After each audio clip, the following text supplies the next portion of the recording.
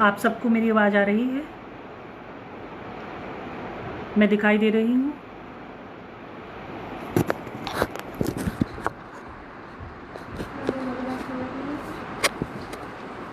कृपया बताएं। मैं दिखाई दे रही हूँ? आवाज़ आ रही है? कमेंट बॉक्स में लिखकर कृपया बताएं।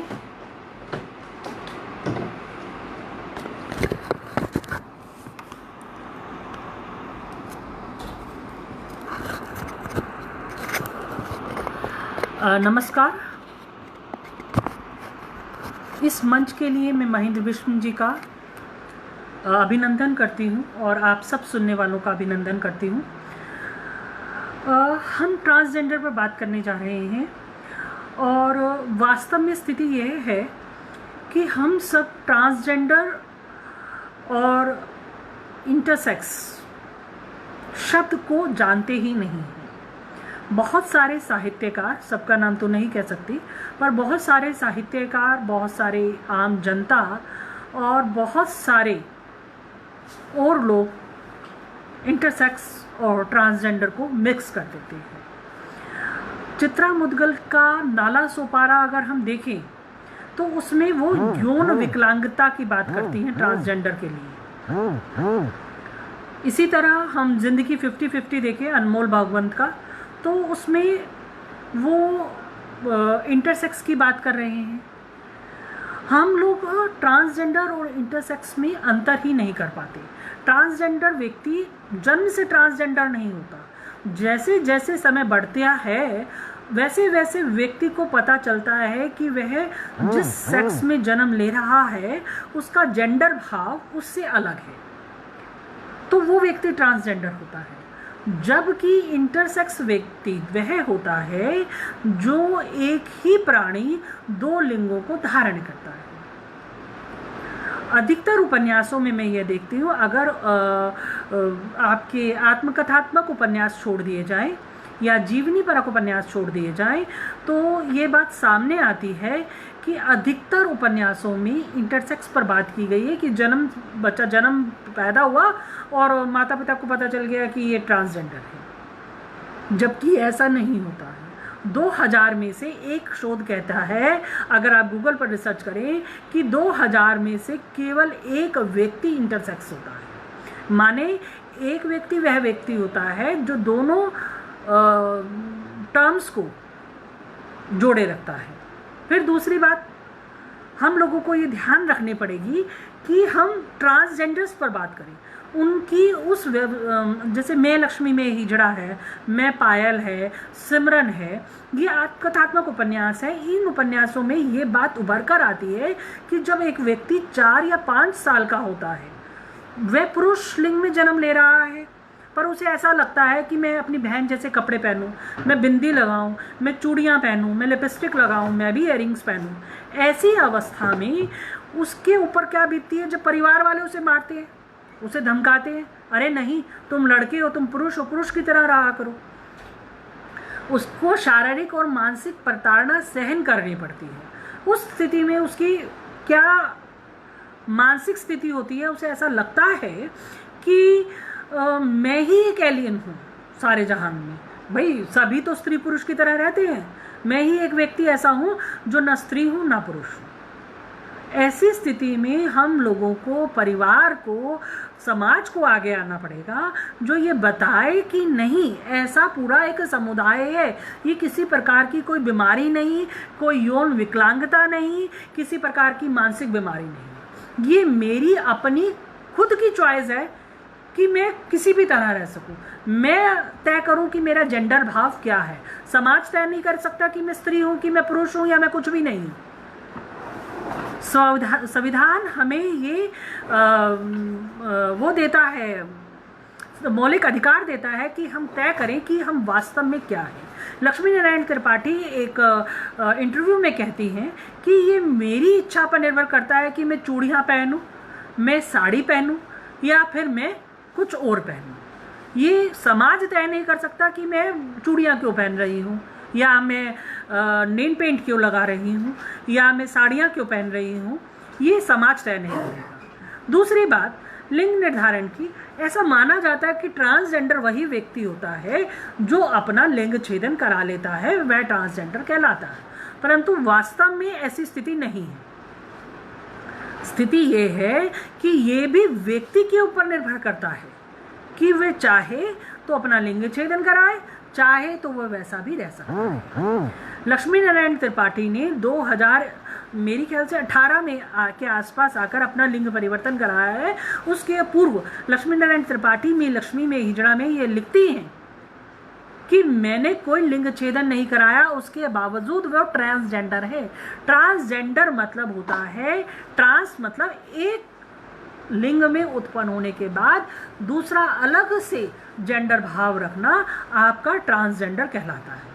उसके अंतर्गत आपको ऐसा कुछ करने की ज़रूरत नहीं होती कि आप लिंग छेदन करें या आप कुछ और करें, ये आपकी इच्छा पर निर्भर करता है। 2014 में नालसा जजमेंट आया 15 अप्रैल 2014 में, उसमें ये कहा गया था कि आप जब सेक्स चेंज करा लेंगे तब आप ट्रांसजेंडर कहलाया जाएगा, या आपको ट्रांसजेंडर कराने के लिए एक कमेटी से गुजरना पड़ेगा कि आप एक एसडीएम के आगे या एक काउंसलर के आगे आप जाएंगी जो ये तय करेगा कि आप ट्रांसजेंडर हैं या नहीं। इस पर ट्रांसजेंडर्स ने विरोध किया था और कहा था आप कौन होते हो ये तय करने वाले कि मैं ट्रांसजेंडर हूँ या नहीं, मैं स्त्री हूँ या पुरुष। इस बात का संज्ञान लिया गया और ये टर्म उस नालसा जजमेंट से हटा दी गई। वास्तव में एक व्यक्ति स्वयं तय करता है कि वह स्त्री है या वह पुरुष है या वो कुछ भी नहीं, ये उसका अपना अधिकार होना चाहिए। और अगर वो सेक्स परिवर्तन कराना चाहता है तो ये भी उसका अपना अधिकार होना चाहिए।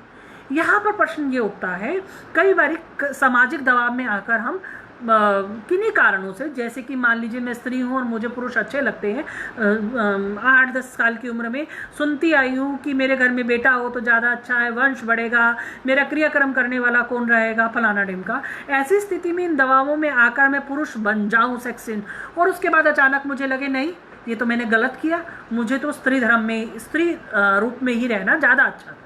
ऐसी स्थिति में हम लोगों को पता होना चाहिए एक प्रॉपर काउंसलिंग होती है जो 5 से 6 महीने या अधिकतम 7-8 या साल भर तक की जाती है, जिसमें डॉक्टर ये तय करता है कि वास्तव में आप अगर स्त्री हैं तो पुरुष रूप में सहज हो पाएंगी या नहीं, और अगर आप पुरुष हैं तो स्त्री रूप में सहज हो पाएंगी या नहीं। ये कोई और तय नहीं कर सकता, ये एक काउंसलर आप के साथ बात कर ये तय करता है, और उसके बाद वह एक प्रिस्क्रिप्शन पर लिख कर देता है कि नहीं आप पुरुष लिंग में उत्पन्न हुई हैं परंतु आप स्त्री जेंडर भाव को लेती हैं, इसलिए यदि आप चाहें तो सेक्स चेंज कर सकती हैं।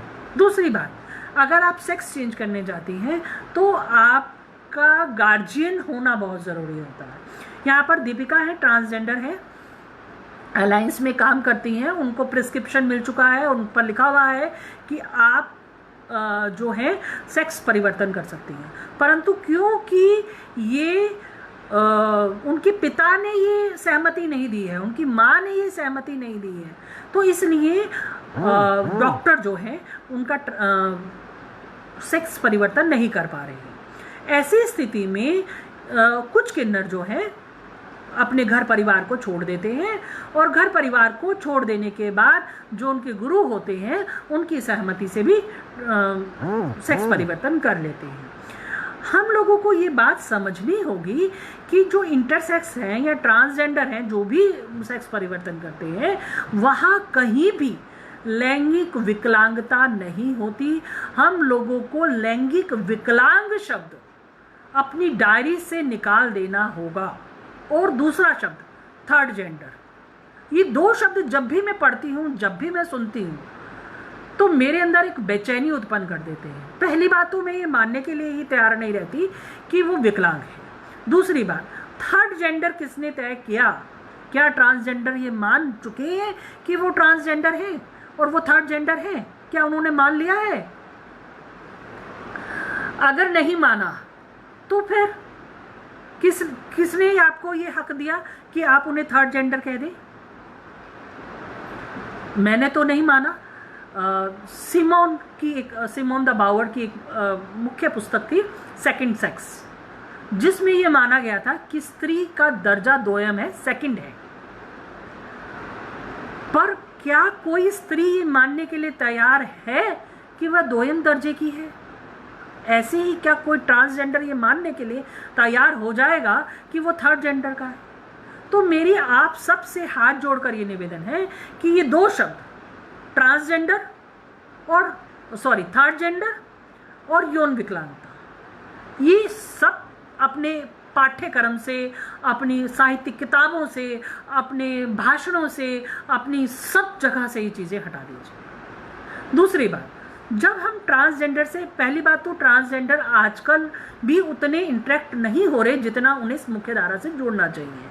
दूसरी बात कि ट्रांसजेंडर जब तक समाज से संवाद स्थापित नहीं करेगा तब तक अनेक भ्रांतियां बनी रहेगी। जैसे कि वो सबसे बड़ी भ्रांति, एक तो कल पायल जी ने जो बिल्कुल भ्रांति दूर करी थी कि मरने के बाद उन्हें जूती चप्पलों से मारा जाता है, ऐसा नहीं है। दूसरी सबसे बड़ी भ्रांति जो मेरे जीवन में भी रही कि ट्रांसजेंडर, थोड़ा मैं खराब वर्ड यूज़ कर रही हूँ, हिजड़ा पकड़ के ले जाएंगे और उस व्यक्ति को, पुरुष को, स्त्री को हिजड़ा बना देंगे। जबकि ऐसा नहीं है कि आपको कोई पकड़ कर एकदम कैसे हिजड़ा बना सकता है। जो व्यक्ति ईश्वर की प्रदेन से खुद गुजर रहा है, जो खुद मानसिक द्वंद्व से गुजर रहा है, वो आपको किस तरह, क्या कोई एक ऐसे ही चाकू उठाया, लिंग छेदन किया और आपको ट्रांसजेंडर बना दिया, या आपका यूट्रस निकाला, आपकी ओवरीज निकाली और आपको ट्रांसजेंडर बना दिया? क्या इतनी एवेबिलिटी किसी किन्नर के घर पर रहती है? क्या वास्तव में वो इतने समृद्ध होते हैं कि एक बड़ा सा कमरा उनके घर में डॉक्टर का हो जहाँ सारे ऑपरेशन के सामान हो? ये बिल्कुल गलत है। दूसरी बात ये कि राजेश मलिक का मैंने आधा उपन्यास पढ़ा, बहुत अच्छा है कई मायनों में।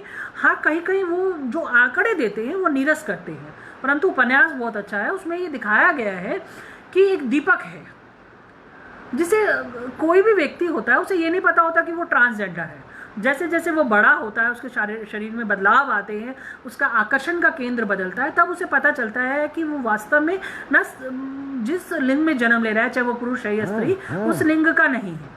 तो ऐसे ही दीपक को 5-6 साल की उम्र में नाचना गाना अच्छा लगता है और उसके पिता को ये पता चलता है कि इसकी अदाएं नाजुक हैं और अगर ये ट्रांसजेंडर की ओर झुकाव हुआ तो फिर ये ट्रांसजेंडर बन जाएगा। और होता भी ये है, घर परिवार की परिस्थितियां इस तरह की होती हैं कि वो ट्रांसजेंडर को ज्वाइन कर लेता है। साड़ियाँ पहनता है, साड़ी पहनना अच्छा लगता है, बिंदी लगाता है और डांस करता है, नेक बधाई गाता है और बहुत अच्छा डांस करता है। जब घर वालों को पता चलता है तो ये कहा जाता है कि शादी कर दी जाए। अब शादी कर दी जाए, क्या शादी एक ऐसे व्यक्ति से जिसे आप पूर्णतः ना पुरुष मान रहे हैं ना स्त्री मान रहे हैं, शादी या विवाह के बाद कोई एक जादू की छड़ी है जो एकदम सही हो जाएगी व्यक्ति? पर अंततः विभिन्न विरोधों के बाद भी माता पिता कहते हैं कि अगर तुम शादी नहीं करोगे तो हम आत्महत्या कर लेंगे। ये सब माता पिता के पास अचूक बाण होता है कि तुम हमारी बात मानो, नहीं तो हम आत्महत्या कर लेंगे, मृत्यु को प्राप्त हो जाएंगे। अब इस अचूक बाण का असर होता है और दीपक शादी कर लेता है। पर दीपक शादी के बाद उस गृहस्थ जीवन को चलाने में नाकामयाब होता है। नाकामयाब इसलिए होता है क्योंकि वास्तव में वह पुरुष तो है ही नहीं, वह तो स्वयं को स्त्री मानता है और पुरुष के रूप में आए लोगों की ओर आकर्षित होता रहा है।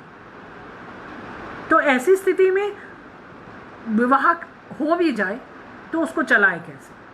अब ये प्रश्न माँ के सामने भी उठता है, जबकि माता और पिता दोनों को ये पता है कि वह पुरुष नहीं है। अब ये प्रश्न जब खड़ा होता है तो फिर पीर फकीर बाबाओं की गोद ली जाती है, उनका शरण ली जाती है और तमाम तरह की दवाइयों, पीर फकीर के बाद 7 महीने का बच्चा होता है और जो बाद में मर जाता है। आप इस स्थिति को देखते हुए ये मानिए, अगर आप समाज में ट्रांसजेंडर को एक प्रॉपर जगह देते हैं, एक स्थान देते हैं, तो उसका अंत ये कभी भी नहीं होगा, कभी भी ऐसा नहीं होगा। और सबसे बड़ी बात, मैं कभी भी नहीं चाहूँगी कि मेरे ट्रांसजेंडर बच्चा हो जाए, या मेरे को नहीं लगता कि कोई भी माता पिता चाहेगा कि मेरे ट्रांसजेंडर बच्चा हो। हम सत्यवती कॉलेज में एक सेमिनार करा रहे थे, तो वहाँ पर ये प्रश्न मुझसे दीपिका ने उठाया, क्या तुम चाहोगी कि तुम्हारे ट्रांसजेंडर बच्चा हो जाए? तो मेरे मन में ये प्रश्न कुलबुलाता रहा कि वास्तव में मैं क्यों नहीं चाहूँगी कि मेरे ट्रांसजेंडर बच्चा हो जाए। पर ये बात सही है कि मैं चाहती हूँ कि मेरे ट्रांसजेंडर ना हो, पर अगर हुआ, भगवान ना करे मेरे ट्रांसजेंडर बच्चा हो गया, तो मैं उसे किसी ट्रांसजेंडर को नहीं दूंगी, मैं उसे किसी गद्दीपति अधिकारी को नहीं दे दूंगी कि ले तू मेरा बच्चा, जबकि मैं सुविधा संपन्न हूँ और मेरा बच्चा सीलन भरे कमरों में भीख मांगकर, बधाई मांगकर, नेक मांगकर, नाच कर, गा कर अशिक्षित जीवन व्यतीत करे। ये मैं बिल्कुल नहीं चाहूँगी। मैं उसे उसके अस्तित्व के साथ अपनाऊंगी और मैं उसको उस मुकाम तक पहुंचाऊंगी जिस मुकाम तक आज की प्रतिष्ठित ट्रांसजेंडर हैं, लक्ष्मी नारायण त्रिपाठी हैं, अमृता सरकार हैं, दीपिका हैं, अभिना अहिर हैं, और तमाम लोग हैं जो अपना जीवन यापन कर रहे हैं, अपने परिवार के साथ रह रहे हैं। और आप ये जानकर आश्चर्यचकित होंगे कि जितने लोग हैं यहाँ पर प्रतिष्ठित, वो केवल वही लोग प्रतिष्ठित हैं जिनको परिवार का सपोर्ट मिला। जहाँ परिवार का सहयोग नहीं मिलता, वहाँ वे नेक और बधाई मांगने पर मजबूर हो जाते हैं, वहाँ वे यौन शोषण सहने के लिए मजबूर हो जाते हैं, वहाँ वो सेक्स वर्क करने के लिए मजबूर हो जाते हैं। क्या आप और मैं अपने घर में काम करने वाले किसी व्यक्ति को, ट्रांसजेंडर को रखना चाहेंगे? आज भी हम क्यों ट्रांसजेंडर के बर्तन, ट्रांसजेंडर की थाली, ट्रांसजेंडर का सब कुछ अलग रखते हैं? क्यों नहीं हम उसके साथ सहज रह पाते? क्यों नहीं हम उसको खा पाते उसके साथ? क्यों नहीं हम उसे अपनी दुकान पर काम दे पाते? आप इतने बड़े मॉल्स में जाते हैं, आप रेस्टोरेंट्स में जाते हैं, आप तमाम तरह की शॉपिंग करते हैं, तमाम तरह की गेम्स स्लॉट्स में जाते हैं, जैसे कि आप स्प्लैश पार्क वगैरह में जाते हैं। वहाँ कहाँ कितना भाग ट्रांसजेंडर्स का देखते हैं? वहाँ ट्रांसजेंडर्स तो होते ही नहीं है, उनको जॉब ही नहीं दी जाती। केवल किसी व्यक्ति को इसलिए जॉब नहीं दी जाना कि वो ट्रांसजेंडर है, ये कहाँ तक उचित है? अच्छा, ये मानसिकता कहाँ से उभरी कि ये ट्रांसजेंडर है अमुक व्यक्ति, इसको हम जॉब ना दें या इसको काम पर ना रखें? पहले ज़माने में जो अभी तक सब बात करते आए हैं, सबने बात करी अतीत की कि वो बड़े अच्छे रहा करते थे, हरम में काम करते थे, ये सब। परंतु जब अंग्रेज आए तो उन्होंने आपराधिक जनजाति में उन्हें रख दिया और ये मान लिया गया कि वो आपराधिक जनजाति, घोषित आपराधिक जनजाति में आज भी कहीं भी कोई भी चोरी डकैती कुछ भी हो जाए, सबसे पहले किन्नर को धर पकड़ लिया जाता है और कोई FIR नहीं होती, कुछ नहीं होता, केवल उनका शारीरिक शोषण होता है, 1 दिन, 2 दिन, 3 दिन, 4 दिन, और फिर उन्हें छोड़ दिया जाता है। क्या ये सजा है उनकी? क्या ये कानून व्यवस्था है उनकी? फिर एक मैं बात कर रही थी तो उन्होंने बताया कि मैं रेलवे ट्रैक पर खड़ी थी और किसी का पर्स चोरी हो गया। क्योंकि मैं ट्रांसजेंडर थी, वो अमुक व्यक्ति बताता है, इसलिए मुझे पुलिस पकड़ कर ले गई। कोई एविडेंस नहीं, कोई CCTV कैमरे फुटेज नहीं, कुछ नहीं। तो किस आधार पर आपने उस व्यक्ति को पकड़ा? केवल वो ट्रांसजेंडर है इस आधार पर? क्या उसके माथे पर ये लिखा है कि ट्रांसजेंडर है इसलिए वो चोरी करेगा, डकैती करेगा, रात में कहीं भी घूम रहा हो तो वो सेक्स वर्क के लिए ही जा रहा है, उसे पकड़ लिया जाए, उसे उठा लिया जाए? मैं ये प्रश्न शिक्षा व्यवस्था से भी उठा रही हूँ कि शिक्षा व्यवस्था, सरकार जो शिक्षा व्यवस्था डिजाइन करी है वो अंग्रेजों के जमाने की डिजाइन है, जहां समाज को केवल 2 ही भागों में बांटा गया है, स्त्री और पुरुष। वहां स्त्री पुरुष के अलावा तो कुछ है ही नहीं। अपने बच्चों को पढ़ाते कि जिससे वो जान पाए कि वो एलियन, अगर वो ट्रांसजेंडर है तो वो एलियन नहीं है, अगर वो समलैंगिक है तो वो एलियन नहीं है, अगर वो इंटरसेक्स है तो वो एलियन नहीं है। ये विकृति है, ये शरीर की एक स्थिति है। जैसे अभी सुभाष अखिल जी ने कहा कि कुछ स्थिति में किन्नर यौन विकलांग होते हैं, परंतु ऐसा कभी भी नहीं होता। अगर किसी का होठ कटा हुआ है तो क्या आप उसे यौन विकलांग कहेंगे? किसी का होठ कट कर अगर नाक से मिला हुआ है तो क्या आप उसे यौन विकलांग कहेंगे? तो इस तरह अगर जो प्राणी दो स्त्री और पुरुष दोनों जनांगों को ग्रहण किए हुए है, क्या आप उसे विकलांग कह देंगे? काहे का विकलांग? चल नहीं सकता, सुन नहीं सकता, देख नहीं सकता, खा नहीं सकता, पढ़ नहीं